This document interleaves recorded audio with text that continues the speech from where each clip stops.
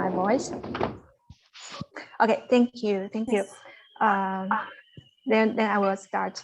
Okay, hi everyone. My name is Xin Yang, Chinese name Yang Xin. I'm a doctoral student from the Department of Chinese Culture, the Hong Kong Politic University. It's quite happy and honored to have this opportunity to present one piece of my recent writings to all the audience. Especially, I noticed some audience include the author I have ever cited. So this is a bit stressful for me, but also very exciting. Anyhow, I will try my best to express myself clearly, though this is my first time to present in English. Okay, why? Oh, it moved to the next picture. Okay, doesn't matter. As you may have seen just now, my topic is on the very topic about the poems of roaming into transcendence, 游仙诗, and specifically centered on the figure Kang in Wei Jing dynasty. And before we start, I would like to give my audience a brief overview about what I am going to talk about today. Since time is quite limited, I can only show my logic flow to you all, and I hope I can address more on the highlighted part, as you can see in my screen, the section 2 part. But overall, I have 6 points to present. First of all, the background and concepts, why Taoism and literature, and then a little bit, a brief review about the 4 studies. Okay, I don't know why it will move to the next picture itself, or maybe it's a pace to drive me to move fast to keeping time. Okay, never mind. First of all, why Taoism and literature? Here are several points I would like to address. First is modern subject categorization. What is modern? I think briefly we can see it as a disenchantment about our narrative. We are in a secular age, as Charles Taylor has ever mentioned. We are in a secular age. We the spirit and the religious things are driven out by all of us. And so that is what we call modern, what we call secular. And secondly, the subject categorizations classify a lot of subjects, the disciplines. It is about we will divide things into like literature, what is religion, what is philosophy. So each discipline, each field, they have their own paradigms, their jargons, their methods, and they will have their own style to do their research. But this is a good way to for our modern people to accumulate knowledge, especially for beginners. But however, there's limitations, as we will see, especially in antiquity China.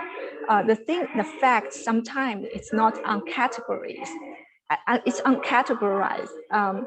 Since, for example, when the people at that time, when they entertain the guards, they will present the poems. The music, the dance. They are actually merged in one. They are not divided. So there is a natural need for the interdisciplinary view to help us to explain some what we call literary text to catch the meaning more precisely and clearer. Okay, then following the studies before, what I want to point out here is that it's the researchers who studied Kang's poems of roaming into transcendence before. It do not mean that they do not notice those religious elements in Kang's poems. Okay, they do not mean that they do not notice those religious aspects. Instead, that's just because the literary analysis is more their emphasis. Just for example, just like the very brilliant researcher Stephen Owen has ever pointed out in his monograph. He said Taoism may be a useful approach for poems of this period, but he did not go further in this inquiry route. Instead, it is the theme and the sub-themes and the narrative pattern of a certain topic. It is Stephen Owen's narrative emphasis. So it is more literary analysis. Is the researchers before point. Okay, then comes to my central argument. Since when we are talking about some what we call literary text today, a very secular narrative, a very secular literary analysis is more the emphasis of the studies before. So here I would like to highlight the aspect one is about the religious aspect of those poems. There are two sub aspects under it, but at the same time, when I was exploring G. Kang's poems, I found an interesting thing is that though G. Kang's enthusiasm for seeking transcendence is probably the very sincere, and Stephen Owen even called it the obsessive enthusiasm for becoming a transcendent. But at the same time, those transcendence seeking actions, it could be serve some realistic functions. Maybe first of all to help him to escape the real political danger, and secondly, maybe more personal, to help him those so-called mountain people. Maybe it sounds a little bit arrogant, but in G. Kang's mind, it's important for him to escape those worldly things, those mountain people. Okay, here following the specifications. First of all, is a little bit things addressed on G. Kang's this person, his thoughts. I think the most important thing is to talk about his views on nourishing life. In Chinese, 养生论. The reason I would like to address this topic a little bit, it's just because in the following analysis, we will see the representations in his poems.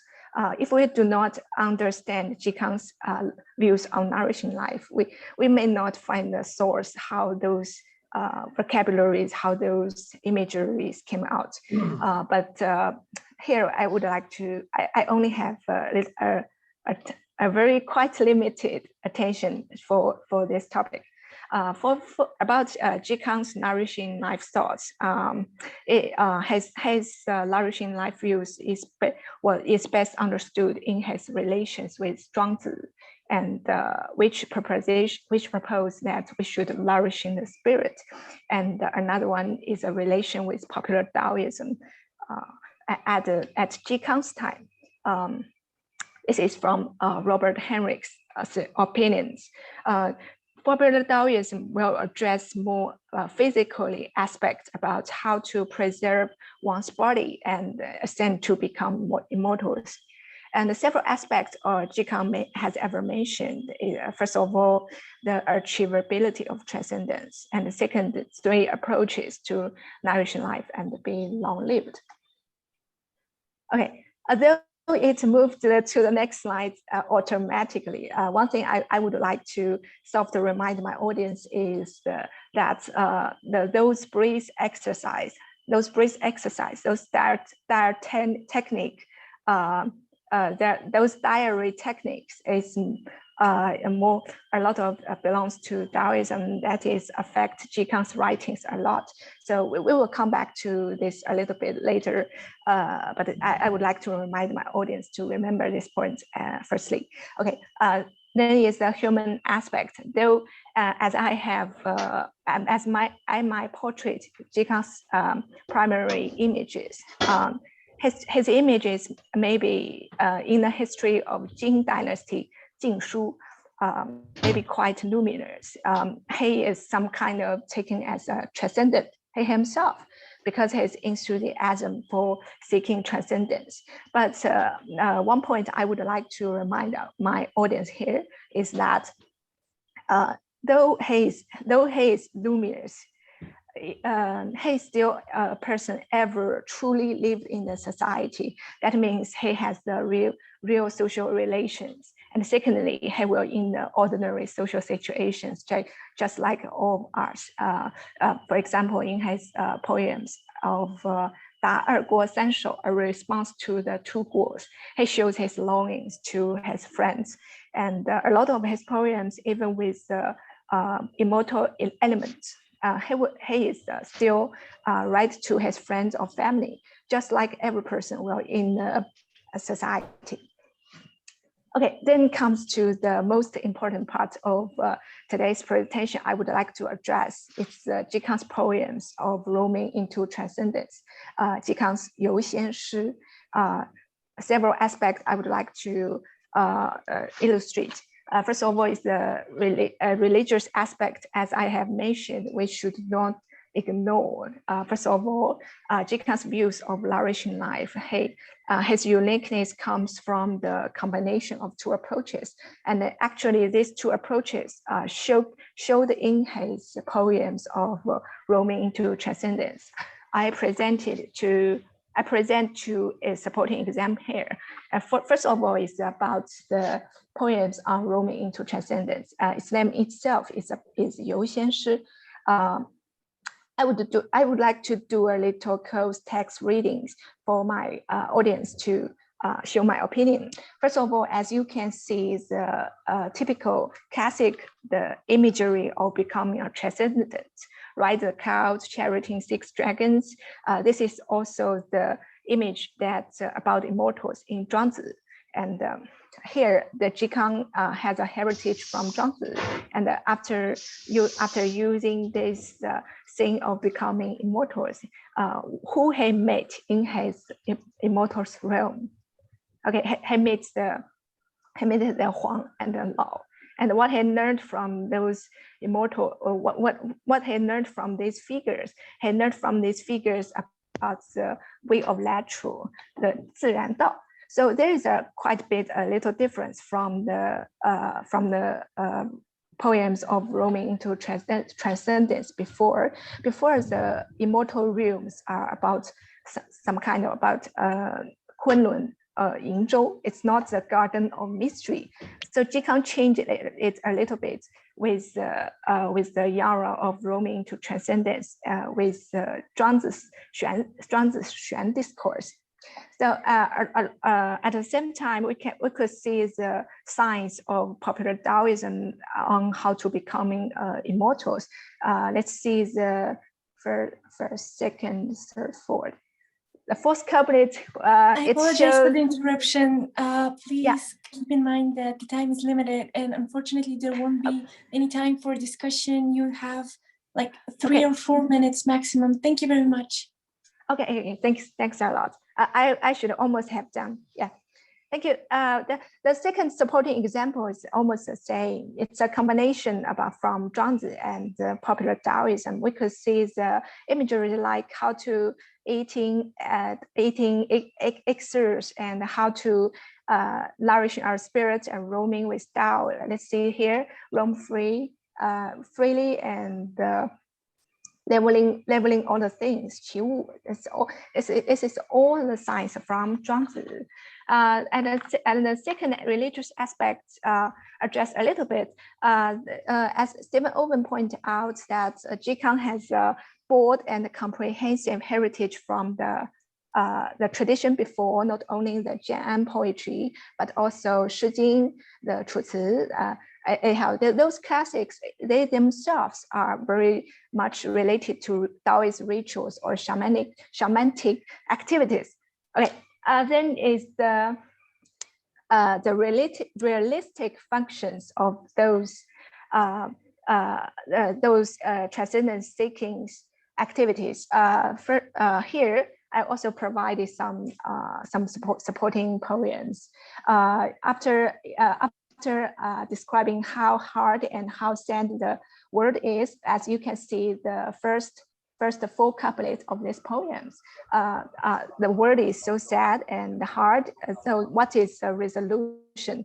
The resolution that the author provided is to go to the Kunlun.